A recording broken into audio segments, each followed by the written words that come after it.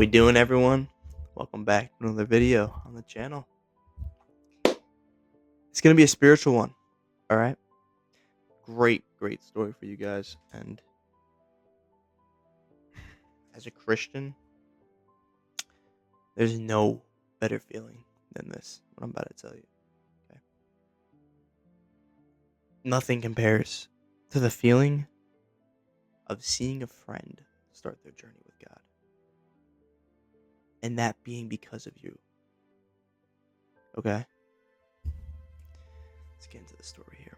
So, little context, little background before we get started. Kind of gonna put you into this story. Okay, so two characters other than myself. We got James and we got Zay. Okay, so James is the friend that I was able to help turn to Jesus Christ, and then Zay is also one of our friends. Okay, now both James and Zay are best friends, and I'm a friend, but it's not like I see them every day and hang out every day. If that makes sense. So I'm like the guy that I occasionally hang out with them, play ball, grab something to eat, play Xbox.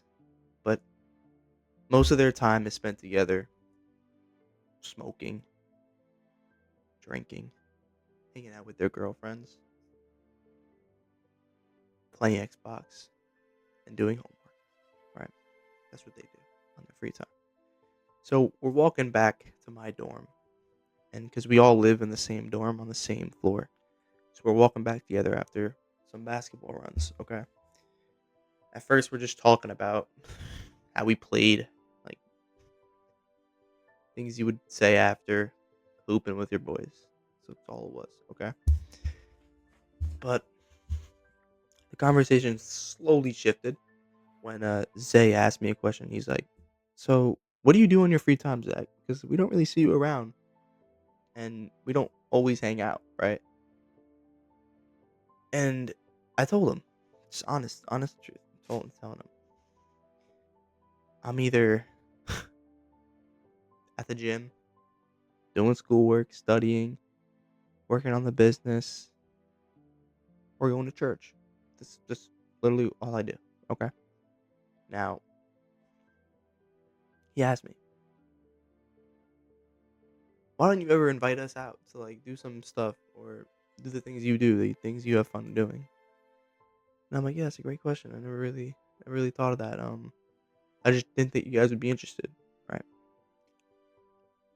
And they come around and say, yeah, no, because we're always bored and we always result into smoking. I'm like, is that the only reason you smoke? Because you're bored. And they're like, no, no, no, we smoke all every night, and just to relieve our stress, have a good time, talk with everyone. I'm like, okay, so you need to smoke? They're like, no, no, no, we don't need to smoke. We're just bored. I told them, you're bored, so you want to smoke. They're like, yeah, yeah, yeah. What's wrong with that? Because the biggest thing you're doing here, the most dangerous thing you're doing here, is allowing the devil in. When you're bored, your mind can easily be manipulated by Satan, by the devil. The devil loves a bored mind. You don't know what to do. And a lot of times you don't know who to turn to. So you turn to the evil, you turn to the stupid things, you turn to the pornography, the smoking, the drinking, even the video game sometimes. Like it's just a distraction. Okay? And this is what the devil wants you to do. I was explaining that to them. And they're listening. They didn't really blow me off. They're just like, I mean, like, we don't really we don't really worry about that. We just do it for fun. Like it's not like we're letting the devil do it. We want to do it. I'm like, no, that's the problem. You shouldn't want to do it. And I'm not trying to force you to think a certain way or do a certain thing. But the more you smoke, just the more you're letting your laziness and your unproductivity kick in, and it's just like, you're not are you really getting anywhere? Do you feel good when you smoke? And the whole time, like, they're thinking, but they're trying to come up with a way to tell me, like, "Yeah, no, it's fine, like, it's perfectly fine, everyone does it." But deep down, I kinda knew with the expressions they're giving me, it's like, they're thinking, they're like, "Wow, it's really it's really sitting somewhere in their chest." I hope, right? And so, fast forward a month and a half later, right? This is in the beginning of the year. It's November now, but this is when this moment happened, right? So I'm heading back from class on, I think it was a Tuesday. Okay, I'm done with class early. I'm heading back, and I run into John. I'm like, "Hey," or James. I'm like, "How we doing, James? What's up? What's up?" And when I tell you, I haven't seen somebody with this facial expression in a very long time. Like, he genuinely looked happy. He was probably the happiest I've ever seen him, and I've ever seen a lot of people on this campus. Okay. And he approaches me. He's like, "Zach, you're going to be so proud of me." I'm like, "What do you do? Did he dunk a ball finally?" I don't know what to think. So I'm just like, "Okay, well, what happened?" And he said, "For the last 3 weeks, he has gone to church and has prayed every single night." When he said those words, I almost started crying. I'm like, it caught me so off guard. I'm like, "Wow, that is amazing, James. I'm so happy for you." I don't know what to say. And he said, "Yeah, like, ever since ever since so on so, like, ever since the, conversation we had on the way home," and I was like, even, like, my girlfriend was talking about it, and we're talking, and he's like, he's never felt so relieved in his life. It's like all the stress was alleviated from his shoulders. Like, it was completely gone. I'm like, "Wow." I give him a hug, and I'm like, "I'm so happy for you."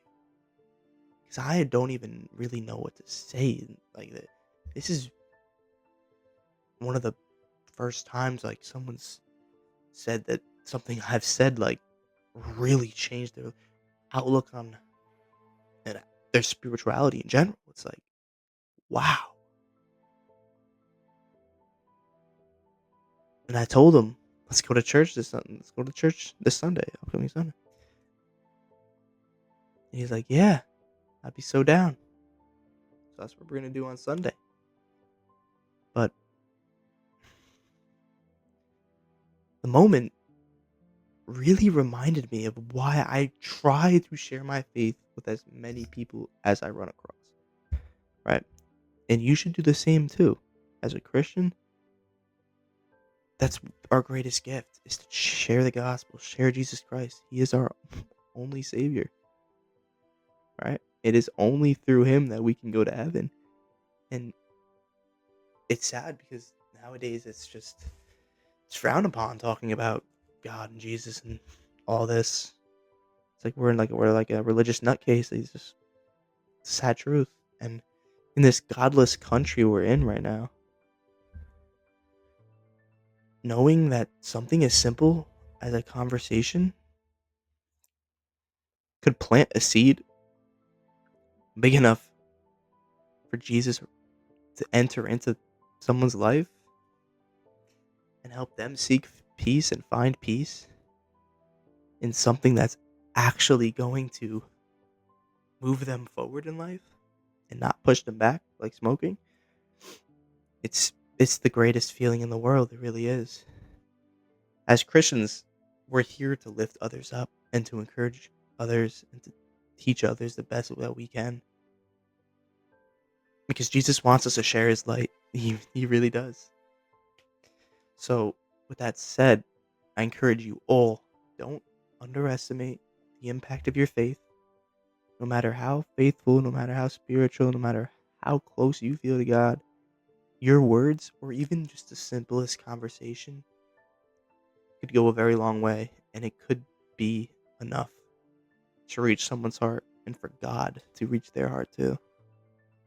Thanks for watching. A tech video coming out very soon. Stay blessed.